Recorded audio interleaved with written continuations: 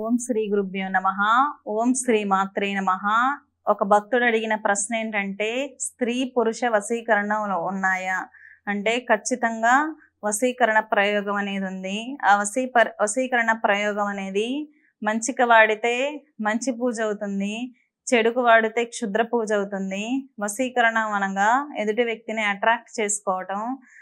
భార్యాభర్తలకు గొడవలు ఉన్నప్పుడు వశీకరణ ప్రయోగం కానీ, వశీకరణకు సంబంధించినటువంటి తంత్ర ప్రయోగాలు, క్రతువులు, హోమాలు నిర్వహించుకోవటంలో తప్పులేదు. తనకు సంబంధం లేని వ్యక్తికి వశీకరణ ప్రయోగాలు చేయడం ద్వారా అది క్షుద్రం కింద వస్తుంది, క్షుద్ర పూజ అవుతుంది. కాబట్టి స్త్రీ పురుష వశీకరణలు అనేవి ఖచ్చితంగా ఉన్నాయి. కొన్ని రకాల వశీకరణ మంత్రాల్లో వారి పేరుని చేర్చి జపించడం ద్వారా ఆ వశీకరణ మంత్రం అనేది పనిచేస్తుంది. ఖచ్చితంగా వశీకరణ మంత్ర ప్రయోగాలకు ఖచ్చితంగా రిజల్ట్ అనేది ఉంటుంది. అది దీక్ష తీసుకున్నటువంటి గురువు అతని యొక్క సంకల్పం మీద వచ్చే రిజల్ట్ అనేది ఆధారపడి ఉంటుంది.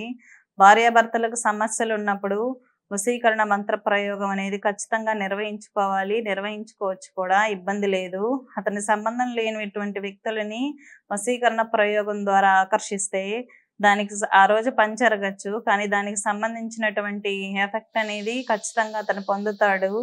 ఒక శక్తిని, ఒక ప్రయోగాన్ని తప్పుగా వాడటం ద్వారా ఆ సమయంలో మంచి జరుగుతుంది, కానీ తర్వాత సమయాల్లో దాని తాలూకు కర్మ అనేది ఆ వ్యక్తి అనుభవించాల్సి ఉంటుంది. ఏ ప్రయోగాన్నైనా కానీ, ఏ మంత్రాన్నైనా కానీ మంచికి వాడటం ద్వారా ఆ వ్యక్తి ఉత్తమ స్థితులకి, ఉత్తమ గతులు అనేది పొందుతాడు, మంచి ఫలితాలు పొందుతాడు. అమ్మవారి మంత్రాన్ని కానీ, అమ్మవారి ప్రయోగాలు, షట్కర్మలలో ఉన్నటువంటి ప్రయోగాలను కానీ తప్పుగా వాడటం ద్వారా ఆ వ్యక్తి దుష్ఫలితాలు అనేది చాలా తొందరగా పొందడం కూడా జరుగుతుంది. కాబట్టి మంత్రాన్ని, ప్రయోగాలను కూడా ఎప్పుడు మంచికే వాడండి.